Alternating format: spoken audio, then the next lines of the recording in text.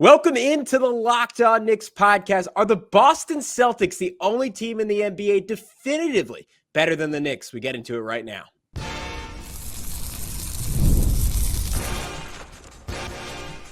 You are Locked On Knicks, your daily New York Knicks podcast, part of the Locked On Podcast Network. Your team every day. You are Locked On Knicks, your daily New York Knicks podcast. And today's episode is brought to you by Game Time. Download the Game Time app, create an account, and use code LOCKEDONNBA for $20 off your first purchase.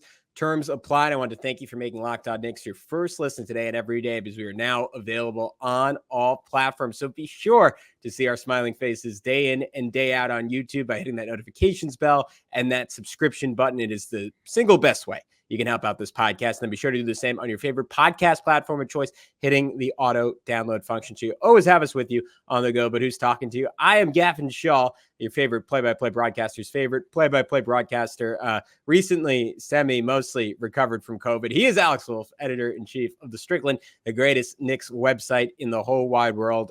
Alex, a combination of vacation and a good friend's wedding for me, and then both of us getting COVID within 2 weeks has kept us apart. Mostly good to be back with you, buddy, and happy to be answering a very big picture mailbag question to open up this episode.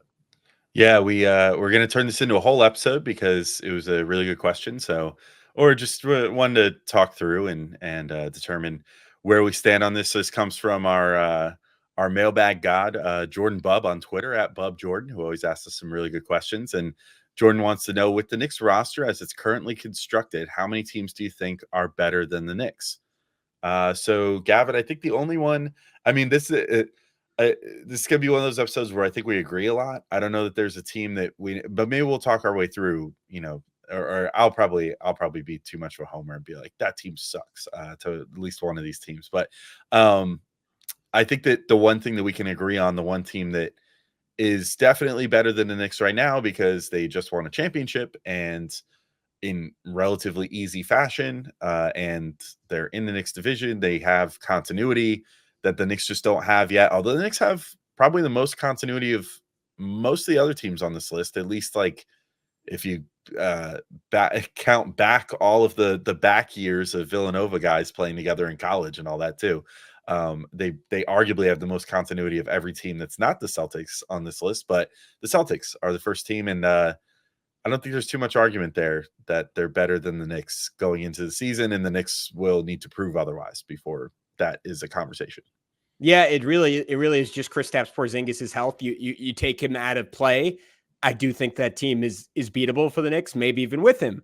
That team is beatable for the Knicks, especially if they can find it and maximize that small ball group of death lineup that we've been talking about so much on this show.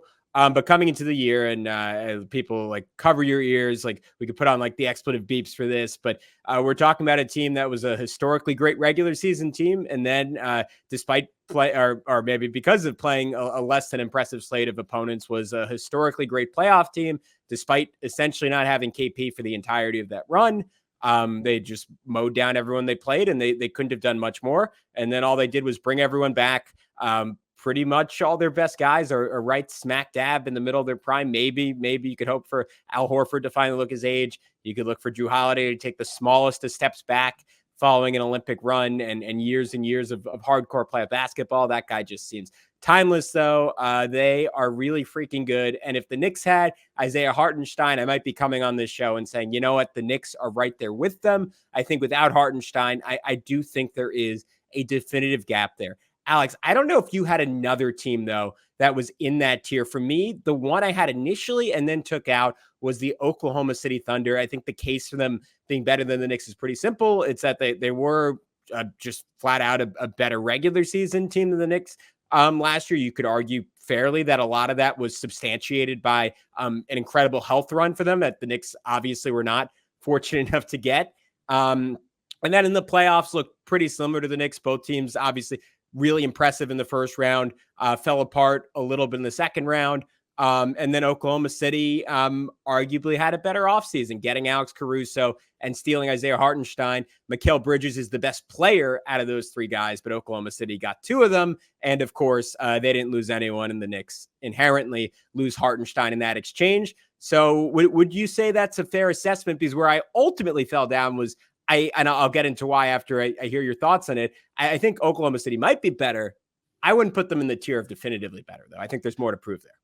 Yeah, I kind of feel the same way. I think it mostly just comes down to their youth, which both makes it hard to figure out what their floor is and figure out what their ceiling is. Like they could come out and become the undisputed best team in the NBA next year. Like I think there's a real chance that they come out and they're better than the Celtics even. And you go, crap, well, these guys are going to be a dynasty for a while because they have these great young players. They have so many guys still locked into rookie deals for a number of years that are huge contributors. Like in this new luxury tax era, they're very well positioned to be good for a long time, just because of the fact that they still have Chet Holmgren on a rookie deal.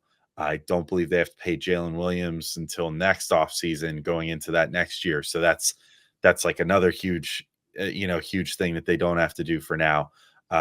Shea is making a reasonable amount of money given the amount of points and production that he puts up and the type of superstar that he is.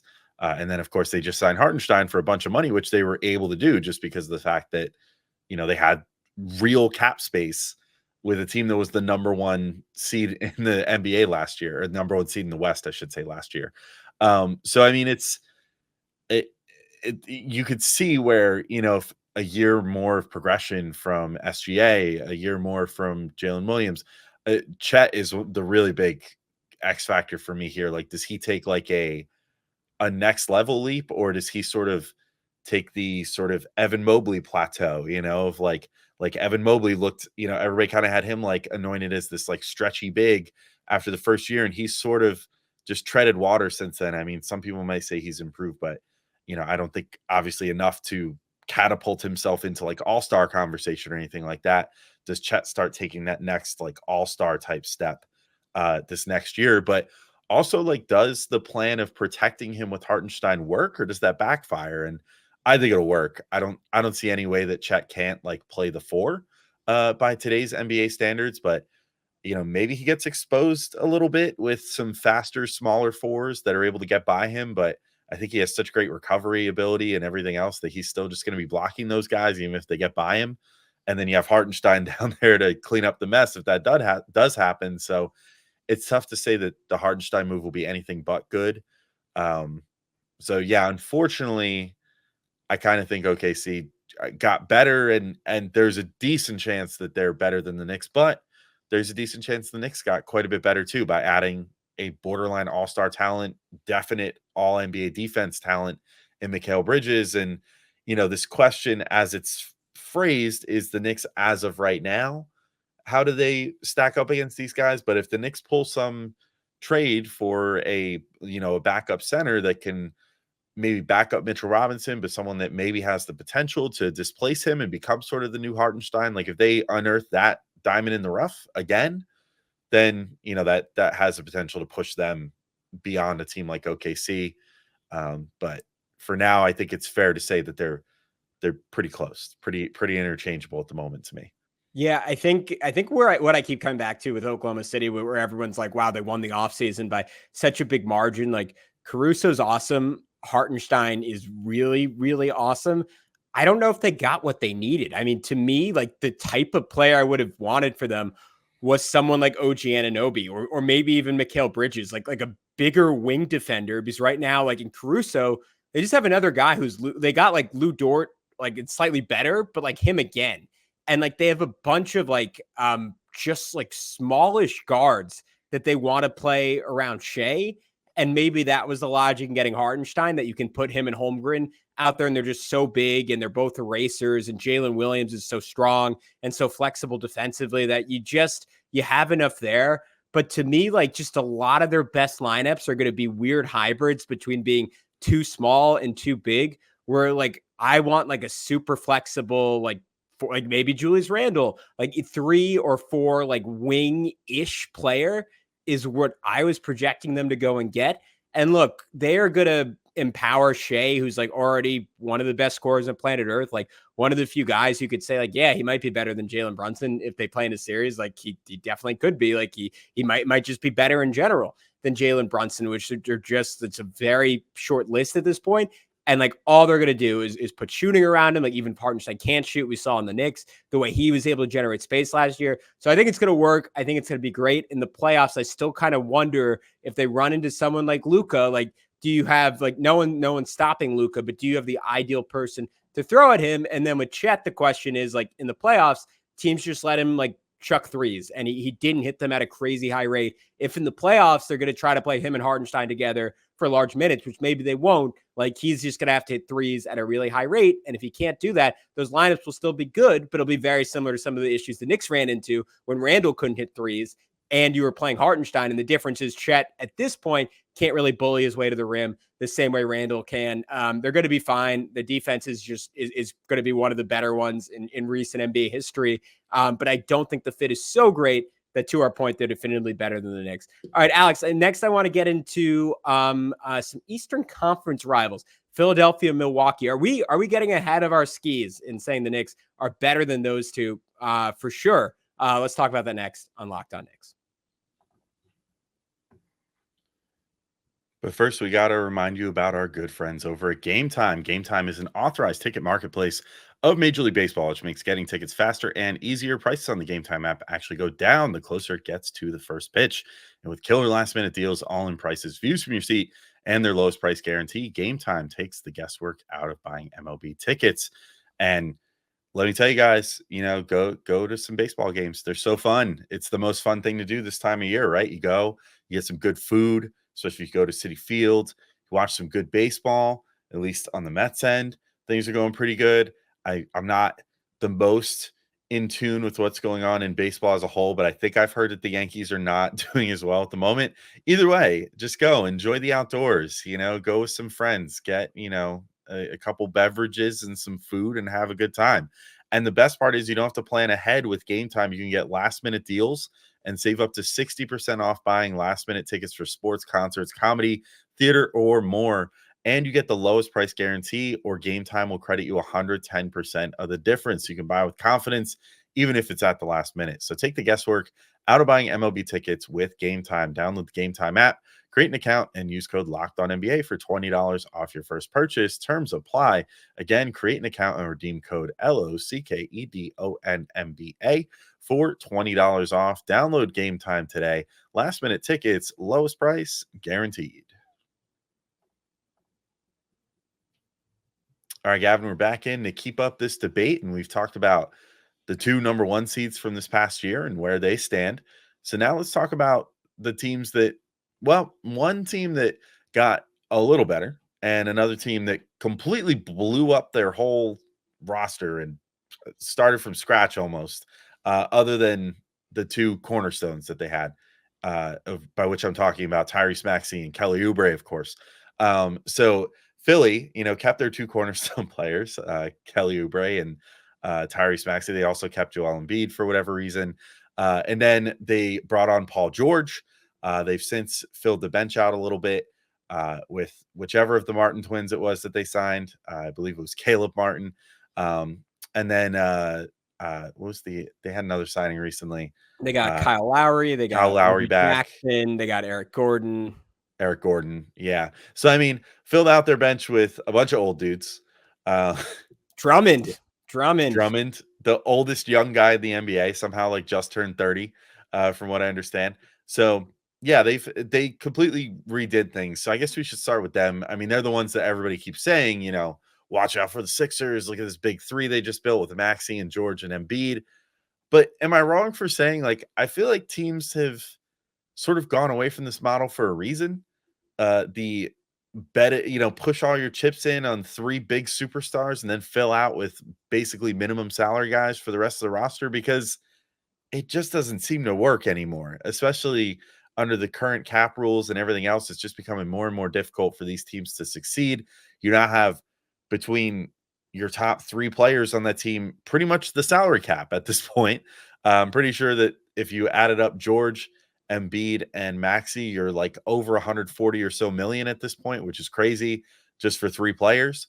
I guess we can't all have superstars to take enormous pay cuts to stay with the team and do the team a favor. But, to me, I look at the Sixers team and I look and I'm like your starting lineup still, it's imposing, but I don't know that I would call this team terrifying, especially considering once the lights get bright for the postseason, you usually have Joel Embiid and Paul George not at their best because of their injury histories.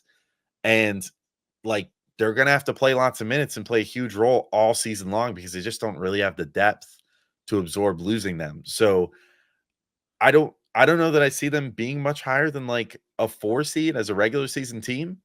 And then if I'm being honest, I don't really know that I see them making it past the second round until we see definitively that their superstars' bodies aren't going to break down, which they have in the past.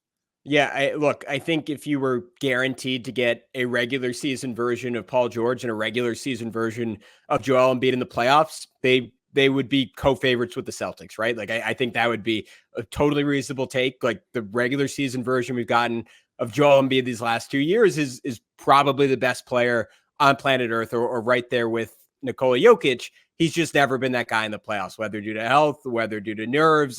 That is just not what we've gotten. Paul George has a mixed playoff history. There have been some definitive highs in there, and there have been some real lows. And last year, after what was an amazing regular season that had me on this podcast, advocating for the Knicks to say, screw the age, screw the injury history, screw everything else, go get that guy. I kind of disagree with you. I think, and look, it's so based on chance. And if Embiid misses 40 games, this isn't going to happen. I think they have a chance to be an amazing regular season team. Is just with Maxey and Embiid last year, they played the best team in basketball pretty much. That was the best 2-man combo in basketball. I think their depth is actually quite good considering how much money they committed to all those other spots. It's just not where the Celtics is in terms of having 5 guys that are basically all-stars, or where the Knicks is, where they just have 8 really good players. They're a really good team. They're definitely a threat. I before definitively putting them ahead of the Knicks, I would have needed to have seen Joel Embiid scare me or outplay Jalen Brunson, and he scared me for a game or two. He did not outplay Jalen Brunson for much of that series. We just saw it happen. So maybe Philly makes me eat my words this year. Maxey scared me. I'll tell you that much. We'll see what they can do with Paul George. Right now, they are right there with the Knicks. The Bucks are almost more interesting to me, and a team that I'll cave to it. I don't think I've respected Alex enough this offseason, and weirdly enough, even though not that he's an all-star or anything, but getting Gary Trent Jr. for the minimum made me wake up, just in the sense that I would always fall back to yes, Giannis is amazing. Chris Middleton at his best, which he wasn't even at his best in the playoffs, is still just a monster and an assassin. And honestly, outside of Brunson, just more proven in the playoffs than anyone that the Knicks have. Still have Lillard, still have Brolo, but there was just nothing else there. And they did everything possible to credibly fill out this roster, adding even a guy like Taurean Prince, who I don't love, but is just better than what they had last year. Gary Trent Jr. is just substantially better than what they had in that spot last year. And Malik Beasley, they just feel like they are all in for this year. They are more well equipped than they were last year. And Giannis, just like we were just saying about Shea, he is one of those guys that in a series with Jalen Brunson can very well be the best player. And that has to spook you a little bit if you're a Knicks fan and you run into them. Yeah, for sure. I mean, I think that they're another one of those that it's all going to come down to health, probably. It's a team of guys that have had their fair share of injury issues, right down to Giannis, who's in recent years, shown to be a little more fallible than he was in the past. And, I'm with you, though. I think they made the best of a bad situation. I think that they're one of the greatest profiters off of the new apron system and how it's kind of killing the NBA middle class right now. In that, if there was a team that was able to use a full mid-level exception or something on Gary Trent without, threatening the aprons and whatever, that had a chance to win, he might have been more willing to sign with a team like that. Now, granted, maybe there was a team that was knocking, maybe, Utah or something was already offering him an okay amount of money to just kind of come there and be a shooter and whatever. But, a team with cap space maybe was looking at him. But as it stands, he didn't really have any other offers on the table. It doesn't seem like, at least none that were more compelling than playing with a friend and all that. So they took advantage of that situation. I think the Knicks sort of found a guy like that themselves, like a legit NBA player that maybe could have gotten more money elsewhere in campaign that they managed to bring on. I don't think campaign is as good as Gary Trent Jr., but similar situations. But I think the Bucks did a really good job of filling out the roster whatever way they could. That said, they're a year older, which for a team that's made up of mostly 30 plus guys surrounding your megastar and Giannis, like it's a slippery slope. They're kind of teetering right on the edge there of, almost like, I know that Giannis is in a much different place in his career than this guy was at his career, but like it's sort of teetering on that edge of like LeBron's first tenure with Cleveland, where they kept trying to surround him with all these vets every year, and they kind of just like loaded up this whole thing with vets, and then eventually the age scale just tipped too much and everything came crumbling down. Yeah. And I think they're getting dangerously close to that when you look at a guy like Middleton, who just can't seem to stay on the court anymore. Dame, who's it was mostly with Portland, but has had injury issues at times at this point in his career. They're kind of just like one weird injury away from not being able to compete the way that they want to. And we saw that kind of bear fruit in this past postseason, where they lost to the Pacers in the first round. So I'm not terribly scared of them. I think that getting a year older is going to make things easier for a team like the Knicks to finish higher than them in the regular season standings, because they'll probably be trying to utilize rest and whatever. And maybe the Knicks can avoid them just on the playoff bracket in general, if it's like the Knicks versus the Sixers in the second round or something. And the Bucks end up like the 4 seed. Maybe they even end up as low as like the 5 seed. I don't know. But, I think there's a lot of variability, that they could go anywhere from like 2 to 5, but just based off where, their health lies and everything else, I think I'd probably lean towards them being, potentially in the lower half of the bracket, but probably around like the 4 seed or so. Yeah, it's kind of a shame that both teams weren't healthy, because I think we got robbed of, it would have been, could you imagine that, Pat, if the Knicks had to go Sixers, Bucks, Celtics last year? It would have been insane, but it could have been a heck of a series. Maybe we'll get it this time around. That would feel like if you're the Knicks and you fancy yourself a title contender, like go through Milwaukee in the second round. Like that would kind of be the ultimate sign that this team is a little bit different. Let's get into some more teams. A lot of them out west that could potentially threaten the Knicks next on Locked On Knicks.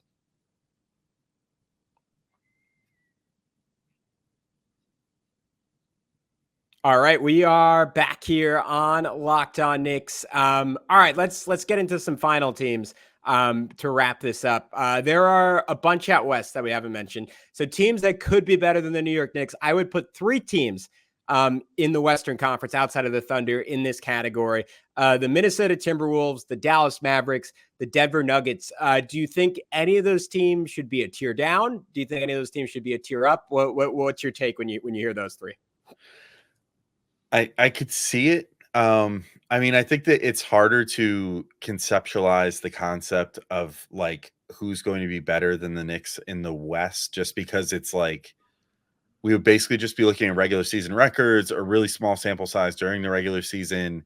And then the only other time that's going to matter is if it hits the finals. So like, I don't know how much we're going to get to gauge that as much as we will against, say, Philly or Milwaukee or the Celtics or the Heat or the Pacers or whatever, the teams that the Knicks are going to be facing more during the regular season and potentially during NBA Cup play. It's not in-season tournament anymore. NBA Cup play, all that good stuff. I think that it's a little harder to gauge. That said, like the Mavericks made the finals this past year. Tough to argue against that. The Luka and Kyrie tandem has been working. They just added Klay Thompson. Like, I think they definitely got better. Wait, Alex, I think you meant to say they just added Quentin Grimes to form their big 3. Right, that's true. Well, they added Klay Thompson, and then the guy that we talked for a couple of years could become Klay Thompson. So now he finally gets to learn from the actual Klay Thompson. So who knows? Maybe that'll end up pushing Grimes finally over the edge to greatness. I guess we'll see. But it's a shame it would happen with Dallas. But yeah, I mean, I think that they got deeper. They added more potential to their team, which is always good when you have a young superstar like Luka, but a guy who's getting older, and Kyrie. Denver, I think Denver actually got a little worse. I mean, losing Oh yeah, KCP, definitely. a big deal. And so I almost want to put them in the next tier. Like, I think they float somewhere between the teams that could be as good as the Knicks and the tier below the Knicks. Honestly, I think that we might see a decent fall off from them this year because they're finally having to deal with, a similar problem that what the Knicks ran into, but I would say a little more dire with losing KCP just because they weren't able to pay him as much as some other team wanted to. And then Minnesota, I think managed to have a good offseason and get a little better, and they were already a high seed to begin with. Like, I guess I would put them on roughly equal footing with the Knicks, but we'll see what the final win totals end up being and all that. But they were in contention for the number 1 seed up until like practically the last day of the season last year, and just kind of got unlucky with how the chips fell right down the stretch there. So I think that they're going to be a real threat as well. But we could probably just move on to quick pitches for some of the rest of these teams before we wrap up here.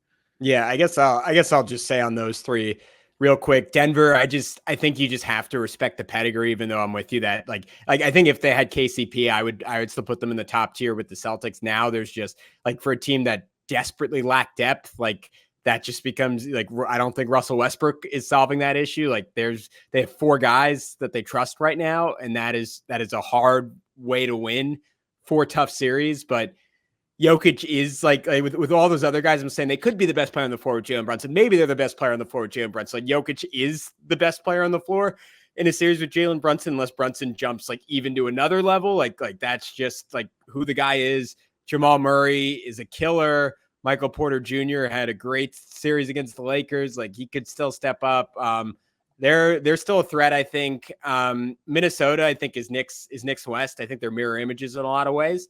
And I think Dallas is really freaking good. And Luka's another guy who you might have to put in that Jokic tier of like, if he's healthy, like he might just be like Brunson, but like 10% better. The Knicks have, I would take the rest of the Knicks roster though, compared to the rest of Dallas's roster by like just a substantial margin.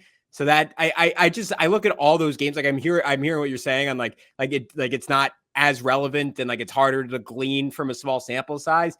But I just think part of like the joy of like legitimately being able to say the Knicks are a title contender now is all those games are just going to have an epic feel to them. And every single one, like both teams are going to get up for because it's a measuring stick game. And you could never say that like another team would get up for the Knicks that way. And the Knicks in the past weren't good enough to get up for another team that way. So that's just really exciting. All right, I will just quickly run through my list of teams that this category I called teams that tier down, but still threats. And just let me after I go through them, just tell me 1 or 2 that stand out to you. We can wrap this thing up. I got Memphis, Indiana, Cleveland, Miami, Orlando, Phoenix, New Orleans, the Lakers, and the Sacramento Kings. Any team stand out to you is like, yeah, I think that team is sneakily going to be like a borderline title contender. I was going to say so let me say first the team that I'm the most skeptical of that list being a threat. I don't buy it with the Suns. I think with how bad it went this past year, I know they're like doubling down. I don't see it. I know they have that pure top end talent, but they're sort of like the exact what I was talking about with the Sixers, where they, it's like, are we sure that this model of just putting 3 really good players with a bunch of vet mins still works? Like they're that argument. Yeah. And I wonder if we're going to be seeing like a Kevin Durant ask out partway through the season. I will say, so the Lakers also sort of fall in that category for me. I don't know if they did quite enough during this offseason to actually get better. So you're just kind of banking on the same core that everybody every year goes, well, they have LeBron. Well, they have AD. That should be enough. And then it just is not enough. So maybe they, getting Dalton Connect in the draft or whatever is enough to kind of help things along there. Like maybe he's just one of those like rookies that steps in and makes a huge difference, but they struck out on some of the guys that they wanted to get in on Klay Thompson, didn't get Klay Thompson. That would have been huge for them. That could have maybe been that move that kind of pushed them that step forward. So I kind of struggle to put them in that category. one team that I don't know. I don't know where to go with this team, but something weirdly works with the DeMar DeRozan going to the Kings to me. And something about that team I just look at and I'm like, I don't know that I really am afraid of them in the postseason, but like it also weirdly wouldn't surprise me if they jump up to like a 3 seed this year. And so maybe that's enough to put them in that like almost as good as the Knicks category, but they kind of stand out to me. I don't know how afraid I am of them overall, but the Kings to me kind of stand out as one of those where I'm like, I think they, even though it's a move like for an aging star that doesn't play the way that the NBA plays anymore, I still just think it works for some reason. I don't know why. Yeah. I the defense is just going to be so bad with them, but they're Yeah. also like, they're just going to be able to stagger in a way they haven't been able to. It could just be Sabonis and DeRozan carrying you for a bit. It could be DeRozan and Fox, like just like destroying you. Like I think they're a really fun team. I'm intrigued to watch them play. To me, the two teams that stand out the most on the list are the first two that I wrote down. I think Memphis is going to be really freaking good. I think most pundits are underestimating them right now. Obviously, there's a lot on the very broad shoulders of Zach Edey to translate right away. Actually, I do think he's going to be really good, at least offensively, from the get-go. And like it's still the core of a team that was just awesome 2 years ago. I mean, they were the 2 seed in the West 2 years ago, or was it 3 years ago at this point? It was 2 or 3 years ago at this point. It feels, I don't know how many times John Moran has gotten suspended and unsuspended. I guess the gun issues were 2 years ago. So I guess it was almost 3 years ago, but still all those guys, they're nominally in their prime. Desmond Bane has turned into like borderline an all-star at this point. Morant should still be an all-NBA caliber player. Jaren Jackson Jr. is not a center, but he is awesome. And then they have all those just like young guys that, when all those players were missing games, like Vincent Williams and Gigi Jackson, that became like real dudes. Like they are like, I think maybe the closest team to the Knicks, and that just like 1 through 8, 1 through 9, like, oh, that's like an above average NBA player. I think they're going to be a great regular season team. I think it's a lot of weight on Edey for it all to translate to the postseason. And then the Pacers, unfortunately, even with all the injuries, you just got to give some respect to for making the Eastern Conference Finals. They're tough. They are very annoying to play against. And they should all be a year better because they're all really young. So I think Indiana is going to be quite good if a tier below the Knicks. Cleveland, Miami, Orlando, all solid. The Pelicans, if Zion's healthy, they can do anything. Who knows if he's healthy? That's sort of where I'm at on all these teams. Yeah, I think I'm roughly there too. I mean, color me skeptical. I think there's a chance that Indy's run this past year ends up going the way of the Hawks when they beat the Knicks in the first round a couple years and made it to the Eastern Conference Finals a few years back. Like, I still don't totally buy Halliburton as like a guy who's going to take that step up to become like a championship level player, which maybe makes it hypocritical that I would then say that I could possibly see this other team getting a year better and becoming even better. But something about the Magic stand out to me where I just feel like they have enough talent that's really starting to coalesce and grow together that I could see them taking that next step up. And they almost did this past year, to be fair. I mean, they were pressing the Knicks like before the Knicks went on that run to end the season, you know, to snatch the 2 seed, which nobody really expected. I mean, it was like the Knicks and the Magic, like back and forth for that 4-5 seed for a while there, before things just kind of started falling into place for the Knicks. And, you know, the Knicks ascended and, you know, all the other teams kind of choked away the top of the conference, if we're being honest. Like it was a lot of teams just kind of not playing up to their potential. And Orlando was one of them, you know, a little bit going down the stretch, but they gave Cleveland a tough series in round 1. You know, and I think a year better, you know, having Paolo Banchero, having Franz Wagner, having Jalen Suggs, and they just re-upped Isaac and, you know, all these various guys like that. I think they'll keep getting better. I like Tristan Da Silva as well. Like, I think that's one of the only guys that, like, of these teams that we've mentioned through this whole episode that have rookies, I think that like he's one of the only guys I could see stepping right in and being like a big contributor for his team, you know, year 1 with Orlando, because there would just be opportunity there. So I could potentially see them making the leap. Miami, I think, gets a year older, year worse. I think we're finally starting to see them become mortals at this point. Maybe the famed Miami enhancement program is done at this point. But maybe I just jinxed it. Maybe they're about to go on another finals run. It does normally only happen in like every other year, doesn't it, with them or something like that? So, well, we'll look back on this with much pain if that does happen. Yeah. And then the only other team left that didn't really address the Pelicans. I don't know if they quite did enough for me to get better this offseason, and I don't know if I'm buying a leap from them unless they change something up, which I think would be trading Brandon Ingram for someone. Yeah, or CJ. Like I kept thinking, like, where's the net? Like when they traded for DeJounte, I'm like, that's a great move if there's another trade, and there hasn't been another trade.